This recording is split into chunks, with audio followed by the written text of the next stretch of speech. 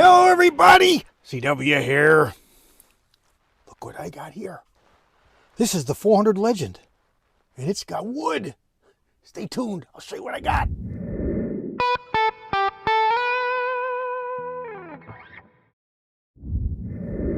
All right, I zoomed you out because I wanted to get the whole thing in here, but let's tighten things up a little bit and show you what I got here. This is the factory stock that came with the Savage Hog Hunter Model 110 in 400 Legend. It's actually a pretty nice stock, aside for one thing. It's got a nice cushy recoil pad, comes with adjustable length of pull. You just take these spacers out and put them in as you need. I don't know how many it comes with, but it comes with some. It's got a little bit of a palm swell here in the grip. It feels nice. It is pillar bedded. There is pillars in here. It is a flush fit removable magazine stock, and it fed and worked just fine. This particular one is a newer one with the bottom bolt release, so you have to pull a trigger still and then push this in to pull a bolt out, but that's how it worked. Up here, typical for stocks today, it's got all this cross hatching in here to try and stiffen things up, but this is where it was pretty flexible. And what they did was they made a giant opening here. So this would fit a target barrel, like a 920, 1 inch, it would fit. It's enormous. And that was their solution to keeping the stock from touching the barrel. And it worked. It worked. It did not touch the barrel. It was very obvious that it was very close on this side and very far away on this side, so it wasn't centered. No matter what I did, loosen things up, reset it in here, I tried all the tricks, it just wasn't. Now, it feels good, it looks nice, but that was just a killer for me. Just a killer for me. It shot really good. You saw the groups. I could get half MOA with some groups. Right out of the box, factory ammo was just over 1 inch. Can't complain at all. I really can't complain at all. It looks good. I like the green, but I just couldn't deal with this flexibility. As soon as you put it on the bench, as soon as you put a sling on it and pull on it, it would pull over. I think it would touch. I don't know. I didn't really look that close when I was shooting. It didn't touch when it just sat here, but it was close on one side and not on the other. And it just was fugly. So I was talking with Uncle Bob. Everybody remembers Uncle Bob. He's in a lot of videos lately. He was down in North Carolina with us, and he's on the range nearly every time I go on. And he really is my Uncle Bob. I just like to tease him because he's only a little older than I am. But anyway, so I was talking with him, and I said that I was thinking of putting a new stock on this rifle. And he said, yes, I'm going to put a new stock on my 22-250 that I've made into a 6.5 Creed, a 6 Creed. I said, really? He said, yeah, I said, I like that stock you've got. He said, yeah, I like it too, but the barrel channel is way, way, way too small for this barrel that I've got. And I don't want to cut up this stock. It's too nice. I don't want to hog it open to fit that big, wide, heavy barrel. It's darn near 1.25 inches, 1.125 full length. He got a monster barrel. The thing weighs a ton. It's going to be a 16 or 17 pound gun for sure. Anyway, so he said, I'm going to buy a MDT field stock, but I'm not sure I like it. I said, you're not watching my videos. I've got one on a 450. He says, you do? So I sent him the link, and he does. He watches all my videos. But he must have missed that one. So he watches the video, and for the price that they are, they're great stocks. They're really nice stocks.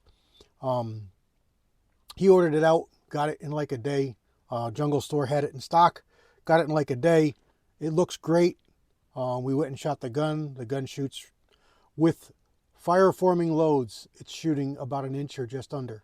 So he's in great shape. But I said to him, I says, you know, why don't you stop over here before we go to the range and bring that stock? I'd like to see for sure what my rifle needs.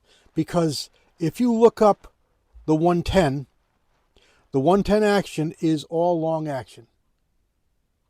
You look at this new AI, pardon my French, crap, and you get one AI that tells you measure the distance between the scope mounts to get the size, which doesn't make any sense to me.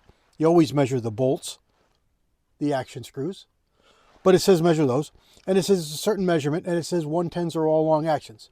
And then you ask AI, Savage 110, Hog Hunter, and 400 Legend. Oh, that's short action, AI says. So which is it? Which is it, AI? Which is it? Can't be both. So I measured this and I come up with 440-ish. I measure Bob's, Uncle Bob's, it's 440-ish. I said, you know, we should take the same stock. I said, what's the stock you ordered? So he gives me the model number. I said, that's the same stock that I was looking at. So instead of trying my 110 in his MDT, I just tried my 110 in his old wood stock. That's what I've got right here. This is his old wood stock that was on his 22-50 Savage Model 14. Really nice. Not so much figured, but really nice walnut. Nicely blued, steel trigger guard, steel magazine. Nice little Indian on there. It's got a recoil pad, but it's 400 Legends, not a kicker, so it doesn't need much. This is fine. This is just fine. And it's a really pretty stock. Nice cut checkering. Nice cut checkering all the way around the fore end. Black. I'm sure it's plastic, but ebony tip. Black cap on here. No comb, but it's a straight comb. And as you see, the 110 fits perfect. Fits perfect. No alterations required to fit this, except opening the barrel channel, because this is a medium heavy barrel and it was a 22-50 sporter with a pretty light barrel. But I have correct barrel channel tools. Here's one right here, happen to have it on the bench. This is the one that I used. You buy these by the diameter of the barrel that you want to cut, and they're actually scrapers. So you put it in there and you pull it. You can push it, but I like to pull it. And it shaves the wood and plastic, whatever's there. Make sure you got no metal. It doesn't like metal. You'll screw up your tool. And it carves it right out, and it cuts beautiful. So I just had a little bit of work right through this section here. Everything else was clear. This was all clear back through here, and there was a little bit of touching up in here in the tip. Got it all cleared out. About, maybe 5 minutes work. All cleared out, dropped it in. It's beautiful. This stock is pillar bedded from the factory, steel pillars in here. It drops in solid. It doesn't move at all. So we're going to try it just like this, just with the pillar bedding, no glass bedding. Try it just like this. Get to the range, do some shooting, see what we think. I bet it's going to be just fine. I bet it's going to be just fine. It feels great. It's pretty. It's just what I wanted. As I said, I like that green stock. I just didn't like how big a gap and how much it moved here up front.